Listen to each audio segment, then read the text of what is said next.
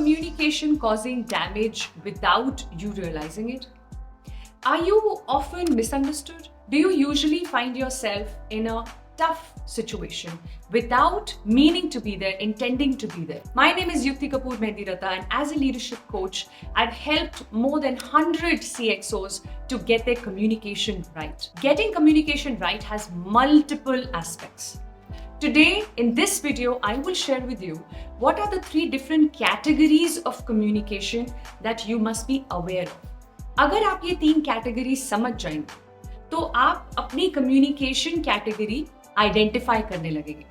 और इन तीनों कैटेगरीज में से एक कैटेगरी ऐसी है जो हमें ज्यादा यूज करनी चाहिए। जब हम उस टाइप की कम्युनिकेशन करते हैं तो हम मिसअंडरस्टूड नहीं होते, तो हम अपनी रिलेशनशिप्स को उतना डैमेज नहीं करते। पहली कैटेगरी है रिजेक्टिंग, मतलब arguing, contradicting, disagreements.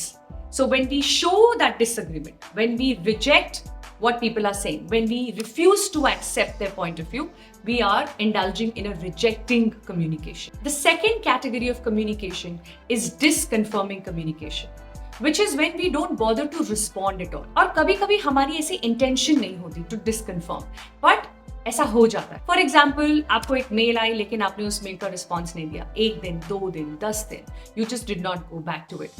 The person who sent you the mail will feel that their email or communication was not that important for you, so you never bothered to get back. All these are unintentional ways of indulging in disconfirming communication. The third type of communication is what we need to use more, and that is confirming communication.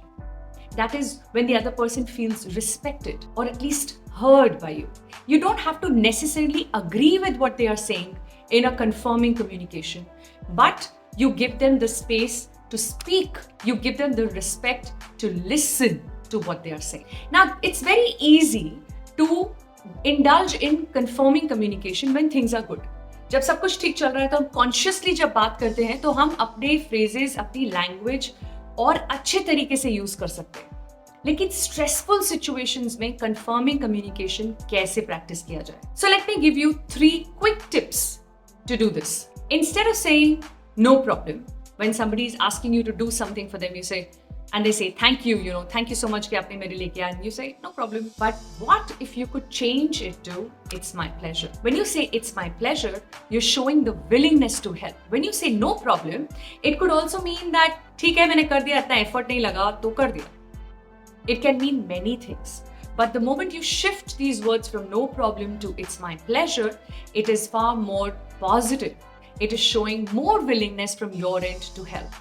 The second situation is when somebody is saying something that is factually incorrect as per you. Suppose किसी ने बोला कि 30% of millennials are actually not serious about their job.